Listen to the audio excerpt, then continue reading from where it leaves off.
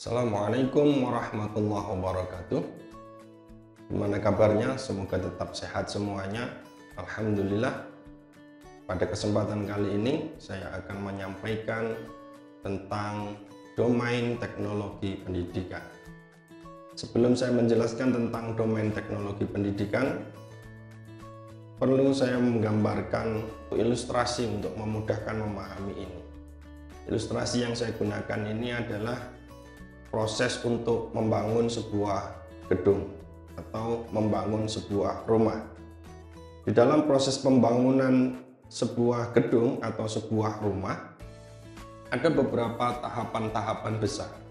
Tahapan yang pertama adalah tahapan untuk membuat desainnya, untuk membuat rancangannya dalam bentuk denah dan gambar, baik itu gambar 2 dimensi maupun gambar 3 dimensi.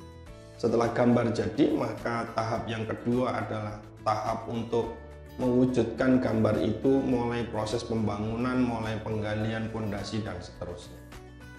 Setelah rumah itu jadi, maka dilanjutkan dengan penempatan atau menempati rumah, kemudian mengurus surat-surat perizinan dan seterusnya sampai dengan rumah itu ditempati. Nah, dengan demikian maka dalam sebuah proses pembangunan rumah tidak serta-merta kemudian si pemilik rumah langsung bisa membangun gali pondasi begitu saja, tetapi jika ingin memiliki rumah yang bagus maka harus ada tahapan-tahapan yang dilalui. Nah, tahapan-tahapan besar inilah yang menjadi wilayah kerja seseorang yang akan membangun rumah. Jadi ada wilayah kerja tahap pertama desain tadi, ada wilayah kerja tahap kedua proses untuk mewujudkan gambar dalam proses pembangunan realnya, ada tahapan yang ketiga dan seterusnya. Nah, wilayah-wilayah kerja inilah yang kemudian disebut dengan domain. Begitu juga dalam teknologi pendidikan juga memiliki beberapa domain. Tapi sebelumnya kita lihat dulu pengertian domain. Domain dalam kamus KBBI itu disebutkan ada 3 kata yang mewakili domain, yaitu wilayah, kemudian daerah, dan ranah. Ketiga kata ini sebetulnya hampir sama sebetulnya. Jadi wilayah, daerah, ranah, atau kalau dia dalam diagram itu kira-kira adalah blok-bloknya gitu ya, blok-blok wilayah-wilayah, sehingga satu blok itu mempunyai mekanisme kerja tertentu. Dalam satu wilayah atau satu ranah atau satu daerah juga memiliki wilayah kerja tertentu yang nanti berbeda dengan wilayah-wilayah yang lain. Sehingga domain dalam teknologi pendidikan bisa diartikan sebagai cakupan atau wilayah atau ranah yang menjadi bidang garap teknologi pendidikan. Nah, wilayah-wilayah ini sebagaimana dalam membangun sebuah rumah yang saya ilustrasikan di depan tadi, itu bisa menjadi satu wilayah kesatuan yang dikerjakan oleh satu tim, tapi juga bisa di masing-masing ranah atau di masing-masing domain tadi itu bisa dikerjakan oleh tim tersendiri, sehingga untuk menggambar ada tim arsitektur, kemudian untuk mengerjakan bangunan ada timnya sendiri, untuk desain interior ada timnya sendiri, kemudian proses pembersihan sebelum ditempati ada tim sendiri, proses melengkapi alat-alat rumah tangganya ada tim sendiri, sehingga pemilik kalau sudah siap tinggal menempati rumah yang baru tersebut. Begitu. Jadi sekali lagi, dengan memahami domain ini, saya berharap ketika kita menjadi seorang ahli teknologi pendidikan, kita punya wilayah-wilayah yang itu bisa kita masuki di satu wilayah tertentu, atau kita bisa langsung mengerjakan satu kesatuan seluruh domain atau seluruh ranah yang ada di dalam teknologi pendidikan tersebut. Oke, sekarang mari kita coba apa saja, kita lihat apa saja sih domain dari teknologi pendidikan itu. Yang pertama adalah domain desain. Domain desain. Nah, tadi saya sudah mengilustrasikan di depan, ketika kita membangun sebuah rumah, maka yang pertama tahapannya adalah membuat desainnya atau membuat rancangannya. Nah, begitu juga di teknologi, domain yang pertama adalah domain desain. Nah, di dalam desain ini, seorang teknologi pendidikan akan membuat rancangan sistem pembelajaran. Jadi, ketika menemui sebuah masalah di dalam proses pembelajaran atau di dalam sistem pendidikan, maka masalah itu harus diselesaikan. Nah, untuk menyelesaikan itu, disitulah perlu dibuatkan sebuah rancangan sistem untuk menyelesaikan persoalan yang ditemukan di dalam proses pembelajaran atau di dalam sistem pendidikan. Itu domain desain. Domain yang kedua adalah domain pengembangan. Nah, domain yang kedua adalah domain pengembangan.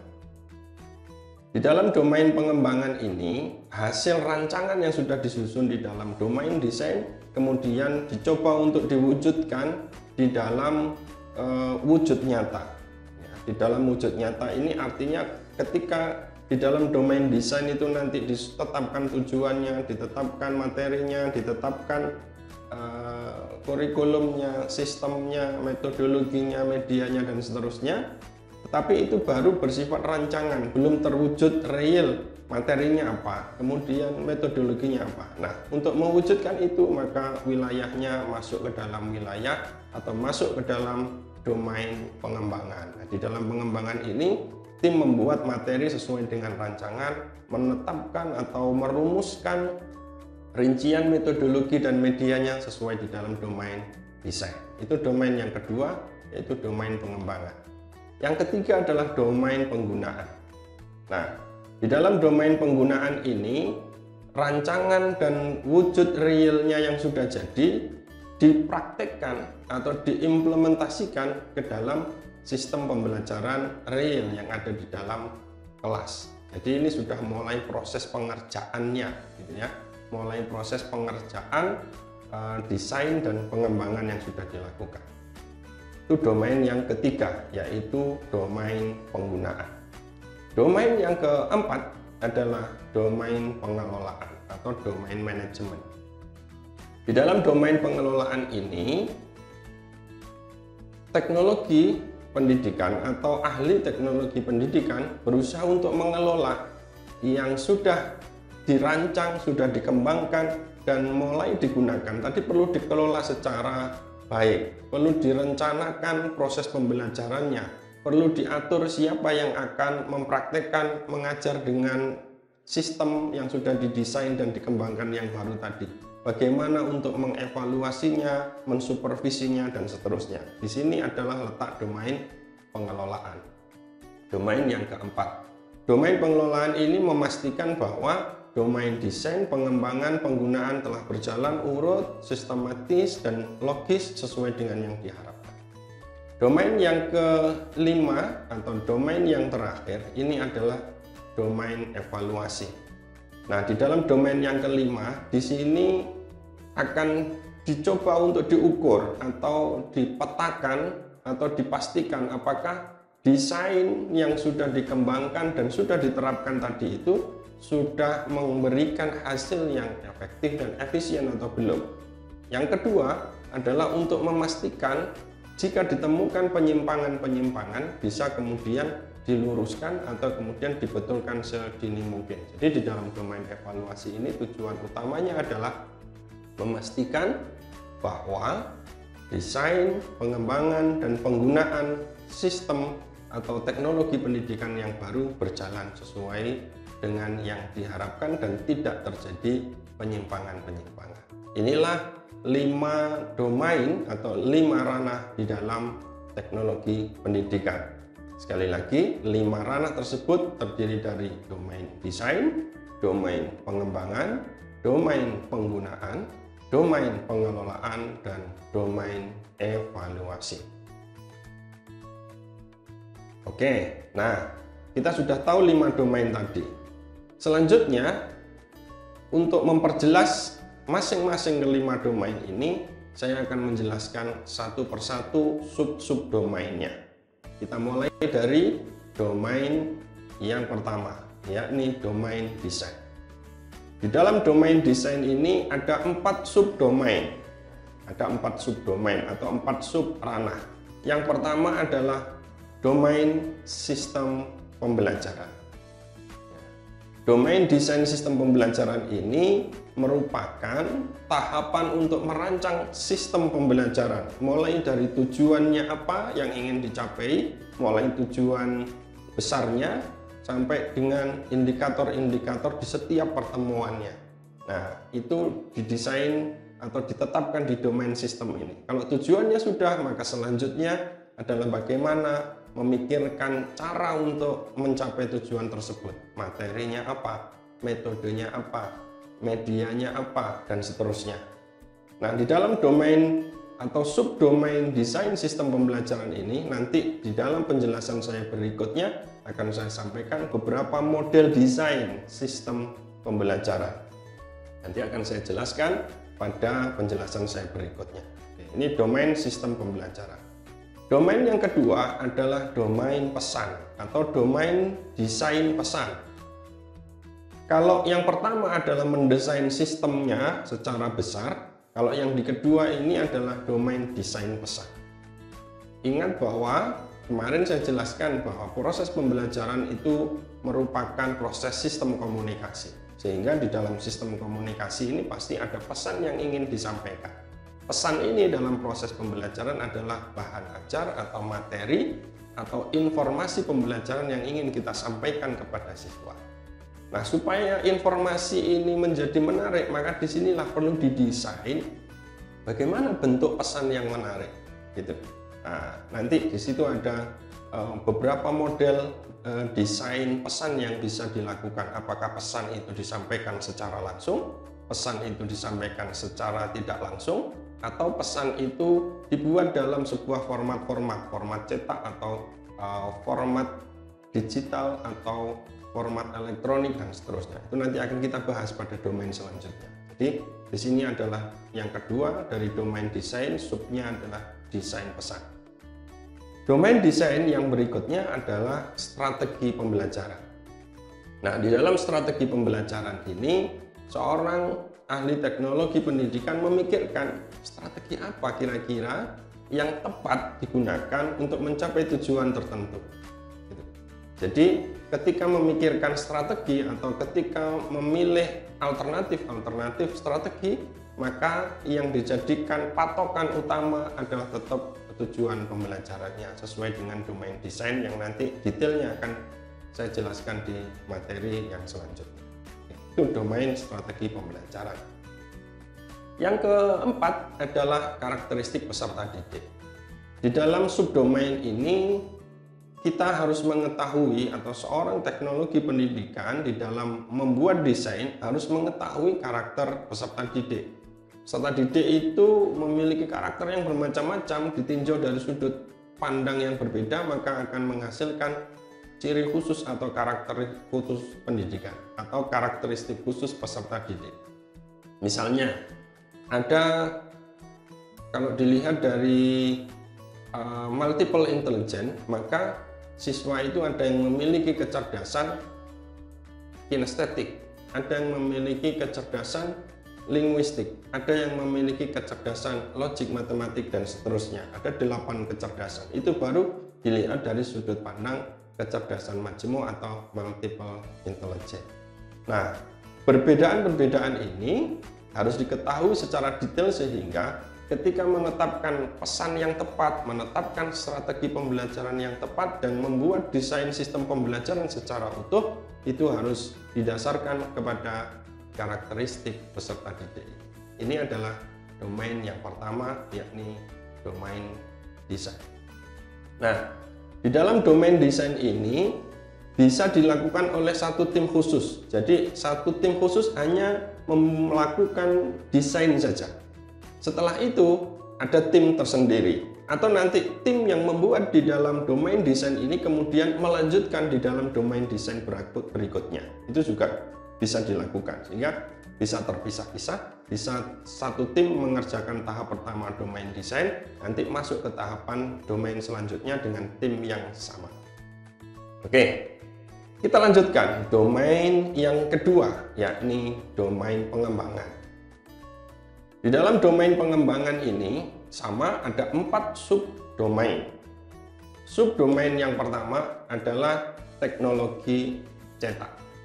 Nah, tadi saya sampaikan ketika di subdomain desain, yakni desain pesan, ada pesan yang elektronik, ada pesan yang disampaikan langsung, ada pesan yang disampaikan secara digital dan seterusnya. Maka disinilah letaknya.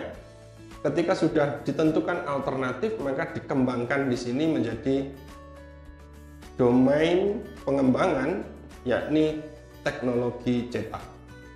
Nah, di teknologi cetak ini biasanya pesan atau materi tadi yang di domain subdomain desain pesan tadi itu dibuatkan sebuah bentuk pesan dalam format cetak.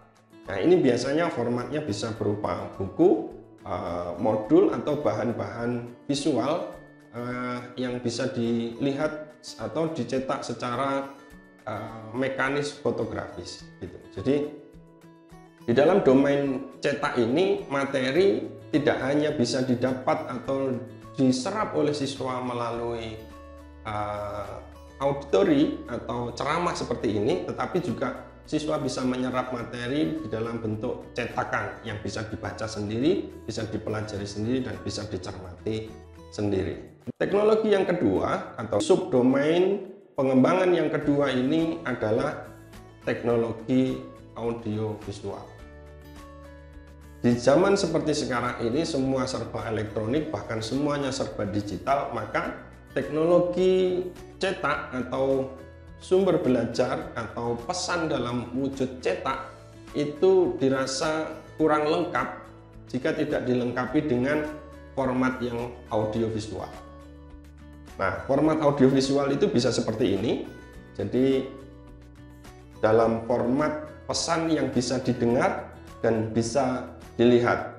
Ini biasanya dalam format video. Kalau dulu masih trennya pemutar VCD atau pemutar, sebelumnya adalah pemutar video, ada kaset video, kemudian digantikan oleh disk VCD.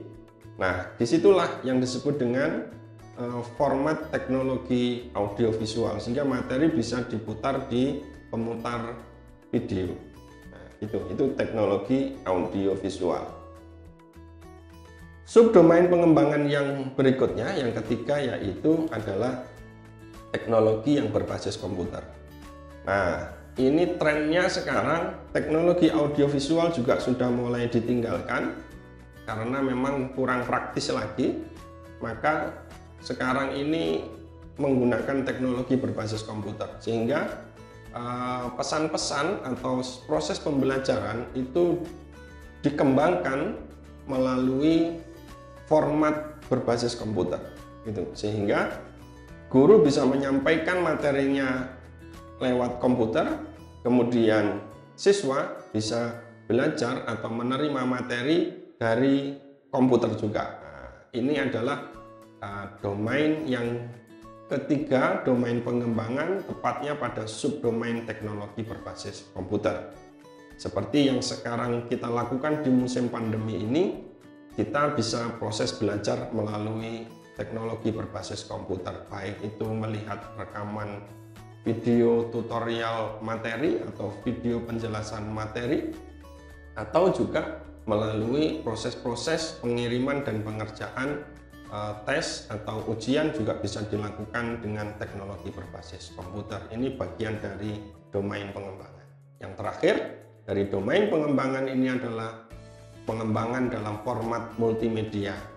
Nah, ini yang terakhir kali ini yang mungkin saat ini lebih pas dan lebih cocok, meskipun yang teknologi cetak yang pertama, audiovisual yang kedua itu juga tidak bisa ditinggalkan penuh, tetapi kecenderungannya saat ini bagi yang sistemnya mendukung, support sistemnya ada, hardware-nya ada, dukungan-dukungan lain ada, maka pengembangan yang lebih diminati adalah pengembangan berbasis multimedia, karena di sini tidak hanya teknologi cetak, audiovisual, tapi seluruh bentuk-bentuk atau seluruh format pembelajaran atau materi pembelajaran itu digabungkan menjadi satu format berbasis multimedia. Makanya disebut multimedia karena berbagai macam media digabungkan menjadi satu.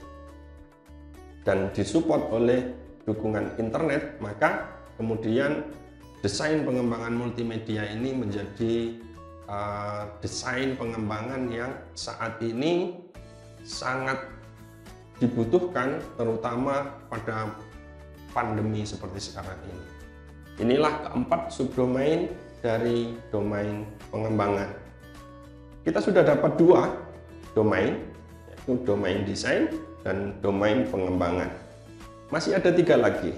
Silahkan terus perhatikan, boleh di stop dulu untuk minum, untuk makan. Setelah itu kita lanjutkan lagi domain yang ketiga. Apa domain yang ketiga? Yaitu domain penggunaan. Di dalam domain penggunaan ini tinggal menggunakan saja sebenarnya. Jadi desainnya sudah selesai, pengembangannya sudah selesai, tinggal penggunaan atau pemanfaatan saja dari sistem yang sudah didesain dan sudah dikembangkan sebelumnya. Nah, sebagaimana saya jelaskan tadi, saya ulangi lagi, di dalam domain ini bisa tim lain yang menggunakannya. Jadi bisa tim lain yang menggunakannya. Atau bisa juga tim yang sama mendesain, mengembangkan, dan menggunakan. Jika berbeda, maka di domain penggunaan ini bisa guru misalnya, dia tidak ikut mendesain, tidak ikut mengembangkan, dia terima jadi tinggal menggunakan saja. Bisa seperti itu. Bisa juga seorang guru mendesain sendiri, mengembangkan sendiri, kemudian dicoba digunakan sendiri, itu juga bisa. Apa saja subdomainnya dari domain penggunaan ini? Yang pertama adalah pemanfaatan media. Jadi media-media yang sudah didesain, sudah dirancang, sudah jadi, tinggal digunakan saja. Misalnya kita sekarang ada banyak sekali media sosial. Nah, media sosial ini bisa juga dimanfaatkan sebagai media pembelajaran. Nah, jika ada sebuah media pembelajaran yang sudah jadi dan melalui beberapa media sosial itu kemudian di open source kan, sehingga tidak perlu hak cipta untuk menggunakan, maka kita bisa menggunakan media-media itu. Misalnya dari YouTube, kita ingin mengajar materi tentang jenis-jenis tumbuhan misalnya, maka kita bisa cari di dalam YouTube itu proses penjelasan video yang menjelaskan tutorialnya, kita pilih karena di situ banyak sekali, kita pilih yang paling bagus menurut kita dan paling sesuai dengan tujuan pembelajaran kita. Kemudian itu kita gunakan untuk menyampaikan kepada siswa melalui link yang ada di YouTube tersebut, kemudian kita kirimkan linknya. Nah, dengan demikian maka kita masuk kepada ranah pengguna saja, bukan mendesain, bukan mengembangkan, tapi hanya menggunakan saja. Itu pemanfaatan media. Yang kedua adalah difusi dan inovasi. Pada subdomain ini ada subdifusi inovasi. Difusi inovasi ini sebetulnya adalah penyebaran, ya, atau proses untuk melakukan sosialisasi atau proses untuk melakukan komunikasi kepada banyak orang, banyak guru. Misalnya ada seorang guru kemudian tergabung di dalam MGMP misalnya.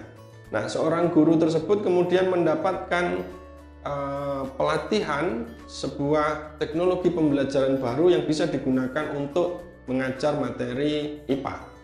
Maka ketika dia sudah dicoba untuk disampaikan kepada tim di MGMP-nya.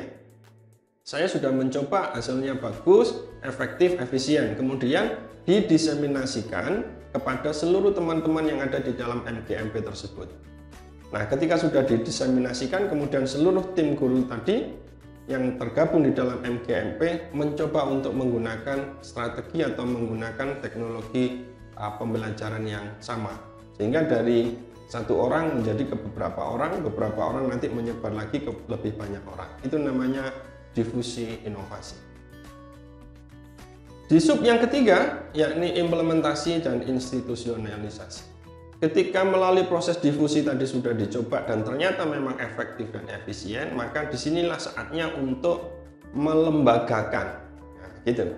Katakanlah misalnya dalam konteks seperti sekarang ini, perlu sarana untuk melakukan pembelajaran virtual.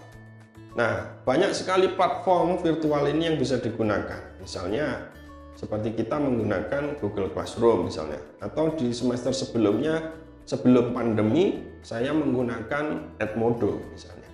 Nah, ini beberapa platform. Nah, platform-platform ini ketika sudah didifusi inovasinya ternyata hasilnya bagus, maka dilembagakan, ditetapkanlah oleh lembaga, digunakan salah satu, misalnya pakai Google Classroom semuanya supaya seragam, supaya tidak membingungkan siswa atau wali siswa. Dipakai Edmodo semua, atau pakai sekolah membangun sistem e-learning sendiri berbasis Moodle misalnya, itu juga bisa. Jadi itu adalah proses pelembagaan teknologi pendidikan. Nah, di dalam proses pelembagaan ini juga harus hati-hati, lembaga harus melihat apakah platform-platform tadi itu open source atau harus berbayar gitu. Nah, jika harus berbayar maka tidak patut jika lembaga kemudian menggunakan itu tanpa membayar karena memang itu tidak open source. Tapi jika ingin melakukan proses efisiensi biaya, maka dicari saja platform-platform yang open source yang itu nanti tidak akan terkena undang-undang hak cipta. Gitu. Yang terakhir, subdomain penggunaan yang keempat adalah kebijakan dan regulasi. Nah, disinilah tadi kaitannya dengan hak cipta dan seterusnya, maka sekolah harus memperhatikan ini. Jika memang sekolah sebagai pengguna, hati-hati, jangan melanggar hak cipta. Tetapi jika sekolah sebagai tim yang membuat, mendesain, mengembangkan dan seterusnya, maka sangat disarankan sekolah untuk juga mempatenkan teknologi atau sistem tadi itu. Jika tidak mau mempatenkan, misalnya tim pengembangnya ingin memanfaatkan itu untuk banyak orang, maka ya sudah, tidak usah dipatenkan, dibuat open source saja, sehingga sekolah mana saja, siapa saja bisa menggunakan hasil desain dan pengembangan teknologi pendidikan yang telah dibuatnya. Saya kira itu akan jauh lebih bermanfaat dan banyak mendapatkan pahala. Itulah domain yang ketiga, yakni domain penggunaan. Sekarang yang keempat, domain pengelolaan. Di dalam domain pengelolaan ini, apa yang sudah dilakukan di 3 tahap pertama, desain, pengembangan, kemudian penggunaan, ini harus dikelola secara baik. Jika tidak dikelola secara baik, tidak dimanage secara baik, maka teknologi yang misalnya desainnya bagus, nanti di penggunaannya menjadi tidak bagus. Atau domain yang di desainnya tadi bagus, pengembangannya tidak bagus. Maka harus diatur, harus dikelola, dimanage secara bagus juga. Dalam domain pengelolaan ini juga ada 4 subdomain. Yang pertama, pengelolaan proyek. Nah, misalnya lembaga itu membuat sebuah tim khusus, tim pengembang teknologi pendidikan, mulai desain, mendesain sendiri, mengembangkan sendiri, ada tim khususnya, maka tim ini adalah tim yang mendapatkan tugas dari sekolah untuk sebuah proyek. Misalnya, tim untuk mengembangkan bagaimana sih caranya agar pembelajaran IPA itu tidak terkesan teoretik, tetapi IPA-nya yang nanti akan diajarkan oleh guru itu rasanya adalah IPA yang terkoneksi dengan kegiatan kehidupan sehari-hari. Nah, di situ kemudian tim mendapatkan tugas satu proyek membuat sistem pembelajaran IPA yang kontekstual, sistem pembelajaran IPA yang menarik, yang sangat erat kaitannya dengan contoh-contoh kehidupan sehari-hari dalam kehidupan siswa, sehingga teori-teori, rumus-rumus itu sangat praktis gitu ya, sehingga tidak terkesan rumus itu terlepas dari kehidupan nyata sehari-hari. Nah, di sini ketika ada tim yang bertugas untuk itu, maka harus dikelola proyeknya, mulai dari perencanaan, pengorganisasian, dan seterusnya sesuai dengan fungsi-fungsi manajemen. Direncanakan dibentuk tim, kalau sudah dibentuk tim, kemudian timnya dibagi tugas, kemudian mulai proses pengerjaannya, monitoringnya, pengawasannya, pelaporannya, harus dibuat sebuah urutan-urutan sistem pengelolaan yang baik berdasarkan fungsi-fungsi manajemen. Nah, di proyek ini sifatnya sementara. Ketika proyeknya selesai, kemudian hasilnya sudah ada, maka proyek ini berarti selesai. Jadi manajemen pengelolaan proyek ini sifatnya sementara, tidak permanen seperti manajemen di struktur organisasi sekolah yang berjalan agak panjang, yaitu pengelolaan proyek. Yang kedua adalah pengelolaan sumber. Saat ini dengan berbagai macam teknologi, dengan pendekatan-pendekatan bantuan teknologi, sumber belajar itu cukup banyak.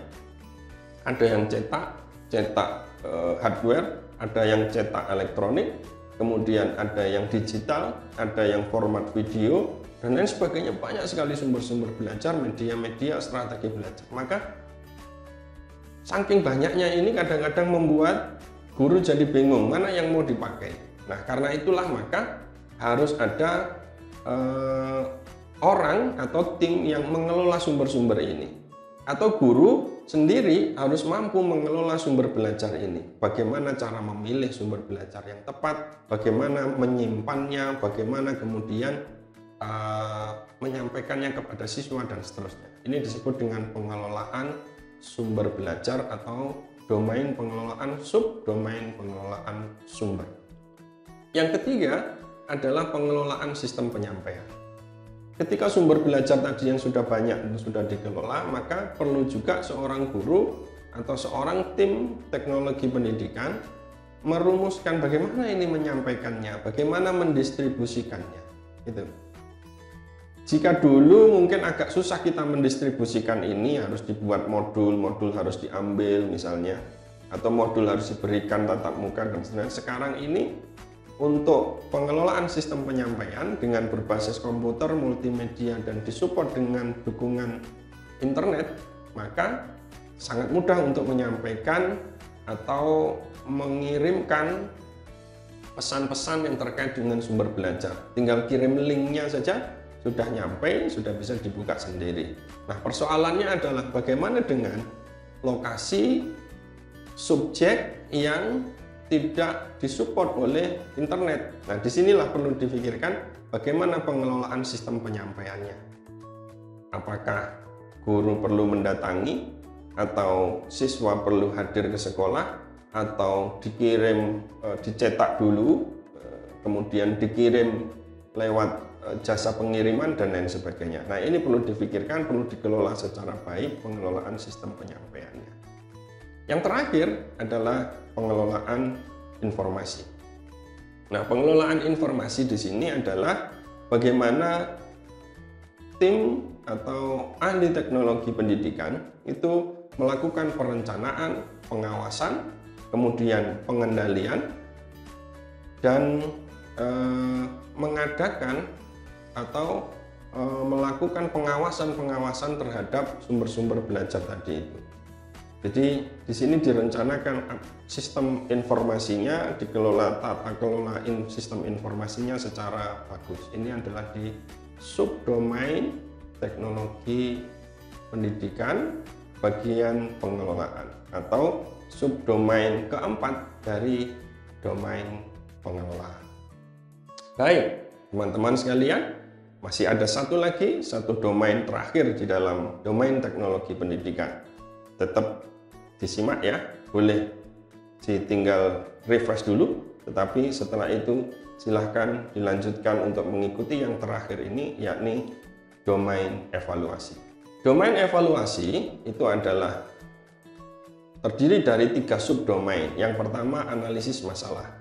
Tadi saya sampaikan di awal, domain evaluasi itu memastikan supaya tidak ada penyimpangan. Nah, disinilah dilakukan analisis masalah. Jadi sudah ada ditetapkan kriteria-kriteria, standar pencapaiannya, kemudian standar pelaksanaannya, kemudian dicek apakah proses dari pelaksanaan dan hasilnya tadi, sumber-sumber yang dirumuskan tadi dan seterusnya sudah sesuai dengan tujuan yang ditetapkan, sudah sesuai dengan prosedur-prosedur pelaksanaan yang dirancang sebelumnya, dan apakah hasilnya sudah sesuai dengan target. Jika belum, disinilah maka perlu dilakukan analisis masalah. Apakah masalahnya ada di pelaksanaan? Apakah masalahnya ada di ketidaksesuaian antara metodologi, strategi, materi dengan tujuannya? Atau di mana masalahnya bisa ditemukan secepat mungkin, sedini mungkin. Ini adalah subdomain yang pertama, analisis masalah.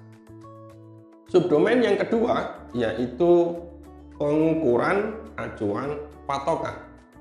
Di dalam sistem pengukuran itu sebetulnya ada dua, pengukuran acuan patokan atau disingkat PAP dan pengukuran acuan norma atau disingkat PAN. Tapi kali ini khusus di dalam domain evaluasi ini hanya kita bahas pengukuran acuan patokan. Apa yang dimaksud dengan pengukuran acuan patokan? Pengukuran yang dilakukan berdasarkan patokan yang ditetapkan sebelumnya. Apa patokan itu? Standar yang ditetapkan sebelumnya. Mungkin konkretnya hari ini adalah KKM, kriteria ketuntasan minimal. Kriteria ketuntasan minimalnya bagaimana? Sudah ditetapkan, maka untuk mengukurnya apakah proses belajar teknologi yang dirancang tadi itu efektif atau belum, efisien atau tidak, hasil akhirnya disesuaikan dengan acuan patokan tadi, disesuaikan dengan KKM tadi. Kalau KKM-nya 8, kemudian 90% siswa itu sudah mencapai KKM 8, itu mungkin bisa dikatakan sebagai telah mencapai patokan yang sudah ditetapkan. Sehingga dengan pengukuran acuan patokan ini ukurannya menjadi standar. Ibarat orang menimbang begitu, maka timbangannya standar, yang digunakan menimbang juga standar. 1 kilo maka juga menggunakan alat pengukur yang 1 kilo yang tidak dikurangi maupun tidak ditambah. Begitu juga 1 on misalnya, ya 1 on menggunakan alat ukur 1 on yang standar, telah tervalidasi, tidak ditambahi dan juga tidak dikurangi. Itu yang namanya pengukuran acuan patokan. Yang ketiga adalah penilaian formatif dan penilaian sumatif. Ini adalah caranya saja untuk melakukan. Jadi ada dua cara formatif, cara sumatif. Cara formatif itu penilaian atau evaluasi yang dilakukan pada saat proses pembelajaran ini berjalan. Biasanya formatif ini dilakukan setelah selesai satu pokok bahasan, kemudian dievaluasi, itu namanya evaluasi formatif. Yang terakhir, sumatif, itu di akhir. Setelah selesai satu semester dilakukan sumatif atau penilaian sumatif di akhir semester pertama atau akhir semester kedua atau di akhir jenjang. Itu namanya penilaian sumatif. Nah, ketiga subdomain inilah yang menjadi bagian dari domain evaluasi. Terima kasih, sudah 5 domain saya jelaskan. Sekali lagi sebelum saya akhiri bahwa kelima domain tadi, domain desain, domain pengembangan, domain penggunaan, domain pengelolaan, dan yang terakhir adalah domain evaluasi. Kita sebagai ahli teknologi bisa masuk kepada 5 ranah sekaligus atau kita masuk pada bagian-bagian tertentu saja. Misalnya kita kalau masuk pada domain evaluasi saja bisa atau tidak? Bisa. Kita bisa masuk domain evaluasi, kita mendesain evaluasi melalui analisis masalahnya seperti apa, kemudian kita membuat alat ukurnya, membuat sistem pengukurannya, dan kemudian kita lakukan proses penilaian, baik penilaian formatif maupun sumatif. Sehingga katakanlah dalam satu rangkaian sistem pembelajaran itu kita hanya memikirkan evaluasinya saja dan melakukan sistem evaluasinya saja. Bisa seperti itu. Atau kita membuat domain di pengembangannya saja. Kita melakukan proses pengembangan materi atau pengembangan pesannya saja. Setelah ada desain pesannya, tujuannya sudah ditetapkan, materinya sudah ditetapkan, kita kemudian masuk untuk menggarap desain pesan yang sudah ditetapkan tadi dalam wujud misalnya buku elektronik atau e-book. Khusus kita mengerjakan e-book dari sekian materi pembelajaran yang sudah ditetapkan desainnya sebelumnya. Karena kita punya kelebihan di dalam penguasaan mendesain elektronik book yang lengkap, yang terintegrasi. Ada materi cetak tertulisnya, verbalnya, ada materi audionya, ada materi videonya, bahkan untuk evaluasinya juga ada di dalam e-book itu. Berarti kita masuk ke dalam ranah yang kedua, ya ini ranah pengembangan saja. Demikian teman-teman sekalian yang bisa kami sampaikan terkait dengan domain teknologi pendidikan. Terima kasih atas perhatiannya. Semoga dengan gambaran 5 domain ini kita lebih termotivasi untuk memilih domain-domain mana yang kira-kira sesuai dengan kriteria dan kemampuan kita, atau kita bisa bekerja sama dengan orang-orang yang memiliki keahlian untuk menggarap domain-domain teknologi pendidikan tadi. Apakah digarap dari domain desain sampai evaluasi, atau kita memilih salah satu atau 2 domain dari teknologi tadi. Sebagaimana dulu sudah saya sampaikan bahwa teknologi ini adalah gabungan berbagai macam disiplin ilmu. Karena itu maka untuk Anda misalnya yang jurusannya IPA, maka Anda menguasai kontennya tapi tidak menguasai teknologi, desain grafis dan lain sebagainya, Anda bisa bekerja sama dengan teman-teman yang memiliki kemampuan desain grafis. Anda buat desain materinya, kontennya, kemudian yang mengembangkan dalam bentuk pesannya itu adalah teman-teman yang memiliki kemampuan di dalam desain grafis. Oke, saya kira itu teman-teman sekalian, domain teknologi pendidikan. Jangan lupa tetap jaga kesehatan dan semoga kita bisa ketemu secara real di dalam kelas. Terima kasih. Assalamualaikum warahmatullahi wabarakatuh.